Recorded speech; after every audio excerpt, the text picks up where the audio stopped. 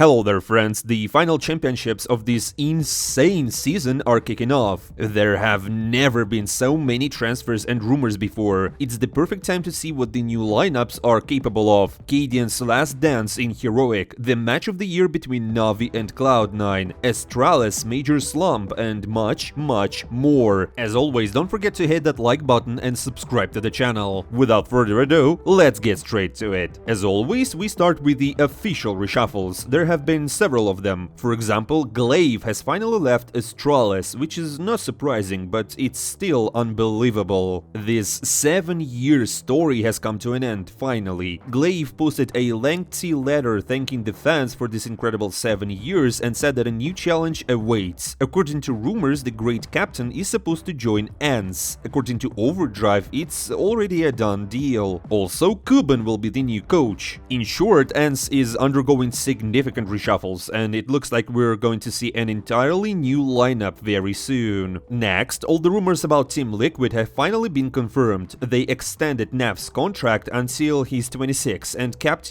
Kinder while everyone else is out. The official announcement stated that they part ways with OC, Patsy, Rainwaker, and Dabs. Even Dabs. In fact, only 2 people are left in the team now. So, as the insiders predict, Cadian, Skulls, and Twists are set to join, with the Brazilian Zeus taking on the coaching role. Now we just need to wait for the official announcements. I still hope that Twists will stay in phase, as everything is just perfect for them in CS2, and Cadian will also return to Heroic. However, the Danish captain hinted in a recent interview that this is the end of the story. I had 3 offers from teams that I could win with, and some of the offers were more unexpected than others. I think the obvious links to teams such as Liquid and NIP make sense from the situation they've been in, with their lack of leadership and so forth. But there were 1 or 2 offers that I didn't see coming. I am very confident in the next home that I'm headed to. I believe that they have the players and the staff around the team to win from more or less day 1, but also that it would be a big task to make it happen. There were talks to stay in Heroic, but with some things played out, for me it also made more sense for my current ambitions to move on to a different project. It's so heartbreaking and so frustrating that this story ended so poorly. One of my favorite teams just fell apart, and even when Dupree joined, another favorite player of mine, they just crumbled. 2 sneaky players backstabbed the org and moved to Astralis, and rumors have it that Cadian moved to Liquid. I guess that's what happens when you bet on the wrong horse. But anyways, as for those who left Liquid, they won't be teamless for long. OC is set to join Energy, and Patsy will go to Pari Vision, at least according to insiders. According to Harumi, Patsy was invited to OG, but he chose to play with Jerry. And Kikert will also join the team. So we have a very interesting lineup shaping up here. Jerry, Patsy, and Kikert. Adding a good op like Dexter or Shiro would create a solid roster.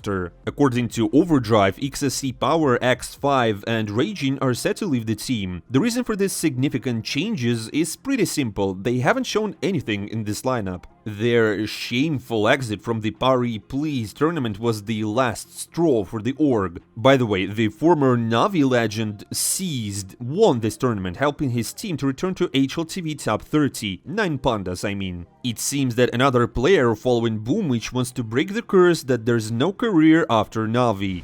Friends, now I want to tell about an interesting offer from Hot Pizza. These guys have created a cool open case website with a wide variety of game modes, including a new unique mode called Case Flip. In it, you can challenge any player on the site and have a 50% chance to win all the cases, including your opponents, effectively upgrading your inventory. Sounds tempting, right? Especially because you can instantly withdraw all your winnings to your Steam account. Hot Pizza also offers a wide selection of cases, including a new CS2 squad line with plenty of expensive skins. Playing on Hot Pizza is quite simple. They offer convenient deposit methods like credit cards, skins, cryptocurrency, and many more. And of course, don't forget to use my promo code NEWS to receive a 50-cent bonus. You can find the link to the website and the promo code in the pinned comment. Thank you guys for watching the ad. Let's continue. Moving on, there are a few more interesting official reshuffles. For example, the ancient organization 3D Max signed a French lineup with Lucky and Haji. They're back in CS after 4 years. These guys have been playing without an org for a long time and consistently stayed in the top 30 of HLTV, so it's well deserved, I guess. But what's even more interesting is what's happening in G2. Did they really kick JKS to bringing Nexa? It may sound like a joke, but now it's official, it's true. G2 released an announcement that Nexa is returning to the team as the second caller, and JKS is now benched. Perhaps no one, not even G2 themselves, understands the logic behind this transfer. The only logical explanation is that they're really building a Balkan dream team and waiting for Maiden to join instead of Hooksy. I have only one question. Why? JKS is a super versatile player who does all the dirty work and racks up the frags, and he's now replaced by a new captain? Indeed, surely. Why do we need a hard worker when we have two IGLs now? Although, remember, Nexa reportedly didn't want to be the captain at one point. He wanted to try himself as a regular rifler, not making any calls. Perhaps the time has come. We'll see. It's unclear where JKS will go now, but I think he'll be useful to any team. If Twist stays in FaZe, the Australian genius could go to Liquid or vice versa to FaZe if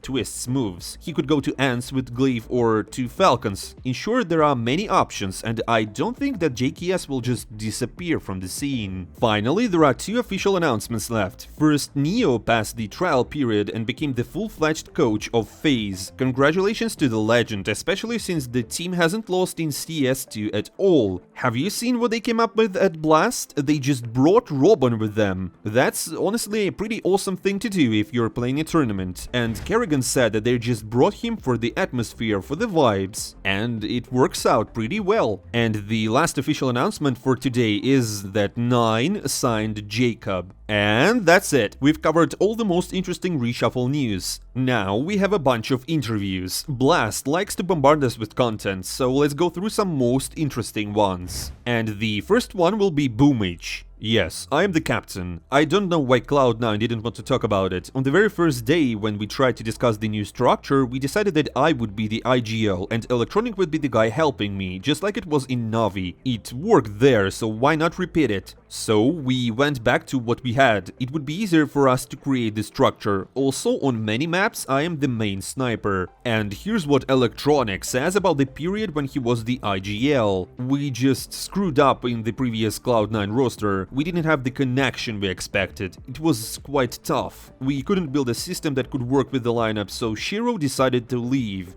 Now we're building a completely different system around B1AD3 and other players, so I don't know what else to say about that roster. We just screwed up. We were upset. I like B1AD3 as a person and as a player. He has charisma. He brings mood to the team. Thanks to him, everyone wants to work and win even more. I don't know why Shiro left. He didn't say anything, just announced that he was going to leave, and that's it. Also, Electronic supported S1MPLE, and this is a truly beautiful gesture from him. I'm sad that S1MPLE went inactive because I like him both as a player and as a person. It's a bit hard not to see him on a LAN, but I think and hope he will come back as soon as possible. S1MPLE is the best player. He has the most fans in the CS community, so it's a big blow to our community. Damn, that's touching. And you know what? They played together on stream recently, and there was such nostalgia that it brought tears to my eyes. S1MPLE, B1AD3 and Electronic back together, along with the Kinder and Hobbit. What a day.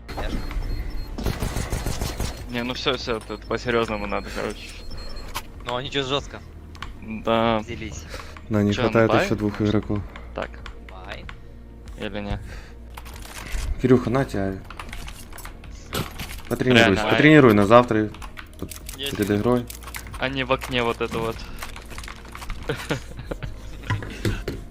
Два окно, Робс, ёбаный джангл. Ой, не под коврами. Давай, Денчик. Давай, бля, как старый добрый, нахуй, без армора, блядь. Нет? Ой, хорош, да, красава. Хорош, лучше. Чё, фаер включил, блядь, мои уроки вспомнил, блядь. Ладно, нормально. Зато завтра не будет такого. Да, надеюсь, что будет.